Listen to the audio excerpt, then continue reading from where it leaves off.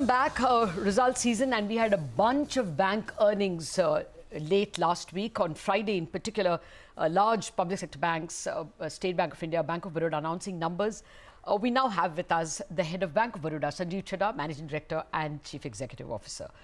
Thank you very much, Mr. Chadha, for joining us. It's a great set of numbers. I mean, asset quality is best in 5 years, 6 years. Great set of numbers. But let me start with what was slightly troubling. For instance, slippages at 5780 crore is still higher than the 3,400 of the previous quarter. What's your sense going forward? Can we see it peak off? Yeah. So thanks, Lata. Very good morning to you. So we have been guiding that we believe that the corporate credit cycle is improving consistently. It improved even through the COVID period. I would believe that is likely to continue. Here we had a one-off in terms of a large retail business, which was identified as NPA. It was NPA earlier. There were some court guidelines. But for that, I think the slippages are pretty much going as per trend.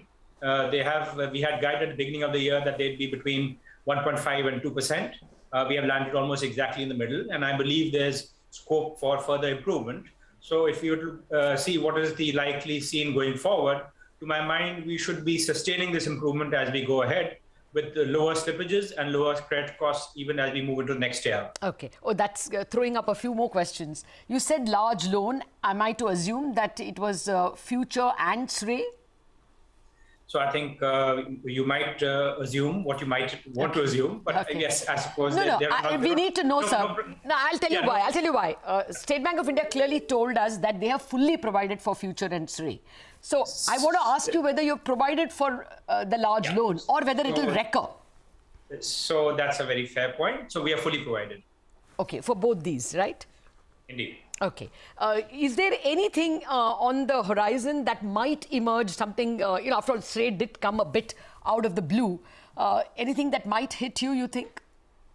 So I think as of now, we are fairly sanguine in terms of the future. And the reason for that is that if you look at our analyst presentation, there's a figure for SMAs of 5 crores and above. That has come down from above 3% to under 0.5%. So I think that's a very significant change, which to my mind is the best indication for the outlook of the future. Okay. Fair enough. That SMA was clearly an encouraging number. Mr. Chadha, what is your sense about credit costs therefore?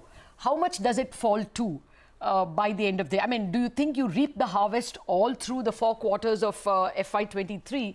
And therefore, what can be the advantage in terms of ROE or ROA as this cost keeps falling?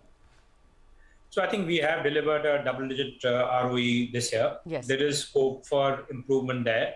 And as we have been mentioning, there is a secular downtrend as far as credit costs are concerned.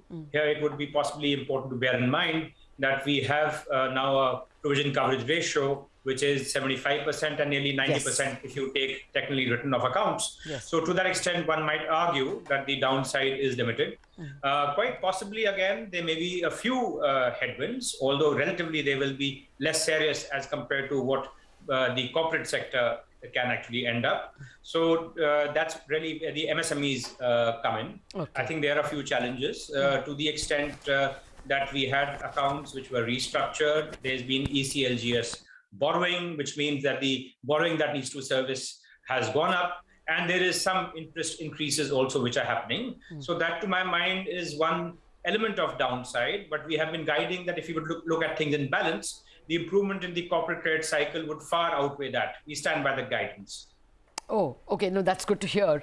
Actually, the only troubling point was in the asset quality was that rise in corporate NPA or corporate slippages. And you are reassuring me that that was fully providing for the well-known loan, Future and SRE. So it shouldn't recur. Otherwise, it was the best of asset quality. And I take your point that the higher provision coverage ratio was what made me say that this is the best in, 6 years that I've seen in terms of asset quality. What is the loan growth you're looking at? So I think last year we had guided that we'd have a loan growth of between 7 and 10%. We have ended at about 9%. But I think it's equally important to appreciate that we have been fairly disciplined in terms of protecting our margins. So this loan growth has come even as our margins have improved by 30 basis points YOY. This again has resulted in corporate credit growth being relatively muted at about 3%. Yes. But areas where we believe we could get fair margins, we have grown quite smartly. In organic retail, it is as high as 17%. So I believe that is going to be the continued stance for next year, where we would want to grow at market or better. So our sense is we grow at about 10 to 12% as per current estimate, and try to see how we can consolidate our margins. No, that's a fairly cautious statement you're making. And in a bit, I will be asking the SBI chairman also the same question. Are you all confident of credit growth? There are headwinds for the economy. People are reducing the GDP estimates. Intransigence in Chinese ports, they seem to be opening in June. But we have to wait, and the war is creating its own uncertainty. Bankers have admitted that the higher credit growth is also because everything is more expensive. So even if you bought the same raw material, your working capital requirements go up. So I'm just prodding you a little further. Are you seeing signs of term loans being taken, capex being planned in corporate India? So let me put it this way, that the credit growth that we reported last year, as I mentioned, was with corporate credit growing only at 3%. Yes. We are seeing an improvement relative to that, most certainly. Whether the corporate investment cycle is back to a normal, probably not yet. It might be a few quarters. What's happening is that the larger players, again, are investing and investing aggressively. So we will see A, growth, and B, good quality growth. Okay. Having said that, that may not really result in extraordinary margins in that growth, simply because the quality of the growth is so good and you're really lending to the larger corporates. Yes. But in terms of the retail sector, agriculture, even international, for us, international last year grew by 21%. The fact that we have a diversified balance sheet, I think, makes us fairly confident. And with corporate, again, having virtually no downside in terms of growth, that we should have better growth this year. Okay. Now for another important sector within corporate itself, power. Now we are almost starved of power. Are you seeing any rehabilitation of or selling off of power projects which you have already classified as NPA and fully provided? Is that written-off loan likely to see a write-in of profit? Are you seeing signs? So I think, yes, what we should see is that some projects which had been mothballed being revived, which is good in terms of power supply. It's good in terms of making sure capacities are used. It's also good in terms of valuation of NPAs. So I think there is going to be some upside from that. Having said that, I think it would also be fair to point out that what we have left on our books is a fraction. Oh. Maybe it's a reasonable fraction, but fraction of original exposures. So there is upside. But I think let's be cautious about it. I wonder what SBI will say, because they were the guys who were spearheading the Samadhan. I agree, you had only a small portion of those loans. What about fresh power loans? Power companies are looking to import coal, both state-owned discoms as well as generators. So I think we probably are not where we would look at new thermal power expansion. I don't think that's really what we're looking at. Okay. What we are looking at is better levels of capacity utilization, plants again being revived. Okay. But in terms of fresh growth, in terms of project finance, that's more likely to come again from the renewable sector. Okay. What are you expecting in terms of NIMs? First half at least, you would have some visibility? So I would believe that there is some upside when rates normalize. So I think that's something which is possible. But the only thing, again, I would point out is that what we are seeing is that the external benchmark linked rates are getting revised. When it comes to MCLR linked rates, I think there is still, you might say, a halting normalization which is likely to be there. There's still a system-wide overhang of liquidity, which is nearly 5 lakh crores. The second thing, as I pointed out, is that a lot of investment is happening from the very well-rated corporates who actually have deleveraged and again, can both have liquidity and have pricing power.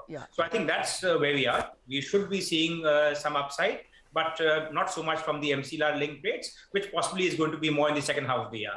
Oh, okay, that's important. But would you, now, because how much of your book anyway is EBR, external benchmark linked, and is there a fear, repo rate could go up even by 200 basis points from that 4% low of February, is what some economists believe. I mean, there are people talking about 6% repo. Will that mean some home loan casualties? Is it likely that people might default? Because it could come within a year. So, Lata, I think when we spoke last, we had mentioned that we had done a survey of our corporates, where about 1,780 odd, where we found that interest coverage ratios are pretty much the highest in a long time. So I don't believe that's really so much of an issue. Second, normally you have loan to value ratios which are pretty conservative, almost rarely above 65%. So that's something which is a factor. And let's try to understand that. Let's assume a loan rate of 8% today, right? And you have, even as you say, a 200 basis point rise. Still, if the interest coverage ratio is about 1.5 times, you're pretty much above water. So although, again, our central case in our bank is that the repo rate increases are likely to be front-ended, but not as steep as you have mentioned. Oh, okay. Thank you very much, Mr.